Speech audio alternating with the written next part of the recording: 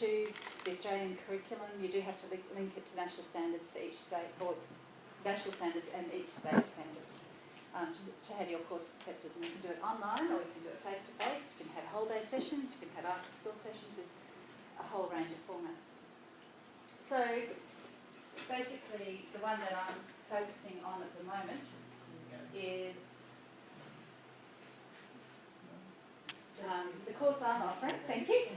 Okay, so it gives you the accreditation, and you get the PD hours. So the course I'm running at the moment runs over 6 weeks, and I think it's 12 hours PL for the teachers that participate. Okay, so there's a fee attached, obviously, because the facilitator gets a portion of that. It's more for face-to-face, it's not so much for online.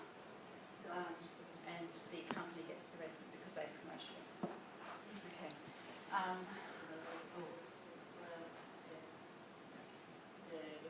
Okay, so on-site, it goes through the things. And down below are all the many courses that are on offer.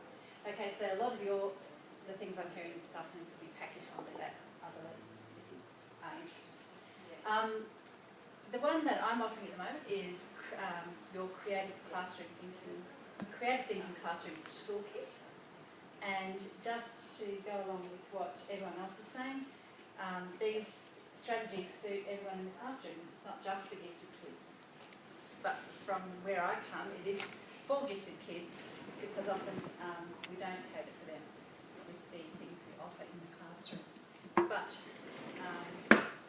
everyone would engage with these activities and tasks. So the course that I'm running, basically, we go through the theory behind gifted education, but then we get into some tasks that they can take away and do with their class, in their classes. And I think you can never underestimate that. What you actually do, you know how you just do things and you just do them and you think everyone must do this and it's just really normal, and yeah, you don't sort of place as much value on it as you probably should. Because the feedback you then get from people that take it for the first time and do something with it is amazing. You just say, wow, where's this tool been all my life? Or I've done this with it in my classroom, and that's been the big kick for me. You know, it's just what people have done with these tools in their classrooms. So I'd just like to give you some examples, which I would bring up if we could Luckily, get it going. I printed some out. But there was a lady, there's a thinking task I've got up there, which is simply, I said, take this away and do this with your kids. And the teachers participating are from, pre-primary right up to year 12, okay? A whole range of backgrounds. And this particular teacher, Andrea T, responded to this task: list the ways in which you are like a refrigerator or a television, okay? So the idea is that the kids go away and think about, okay, I'm cool like a refrigerator. For instance, I might say, I can keep lots of food in me like a refrigerator, etc. But this lady took it and she said, I modified this task for Year 9 students. We have just completed a unit of study titled Seeking God. So she's a religious instruction teacher. During this unit, we have read the novel The Happiest Refugee by Armando and The Black Dress by Pamela Freeman, which is the story of Mary McKillop's younger years. I asked my students to write down ways they like Armando and Mary McKillop. This didn't go down too well until I started them off with some examples. The room exploded into a frenzy of chatter, comparison, laughter, discussion, and some really deep thinking. Students helped each other and even told me how I was the same as the characters in the books. And she also did another one.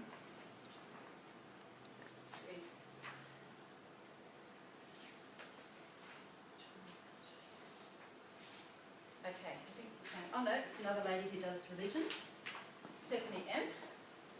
And she decided to use Scamper. You know the technique Scamper? Okay. Just up behind you. It's up there. Substitute, combine.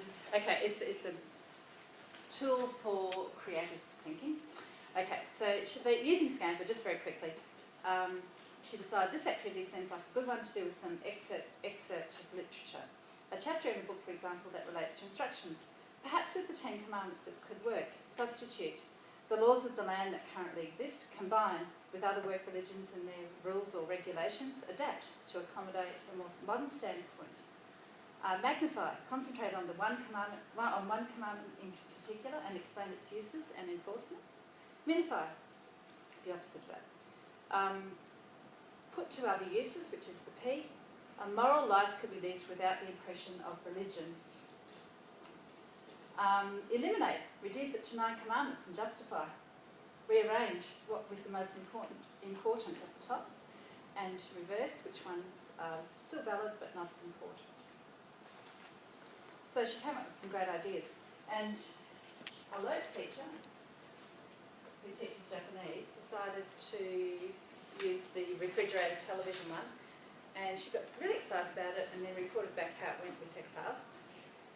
She decided that she'd ask her Year 10 students to compare themselves to a Japanese neighbourhood place as the place they most like and why, and try and encourage them to articulate in Japanese.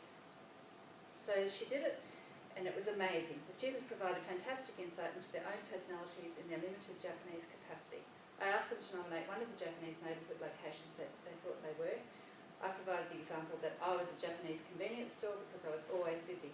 It worked well. Not all students volunteered, but the ones who did said it was the best activity they'd done, and they wanted to do more.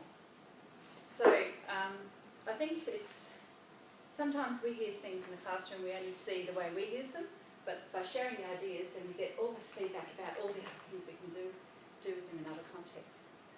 And that's all I'm going to share with you. So do look up TTA and share your ideas there too if you feel so inclined. Thank you. Thanks, Helen.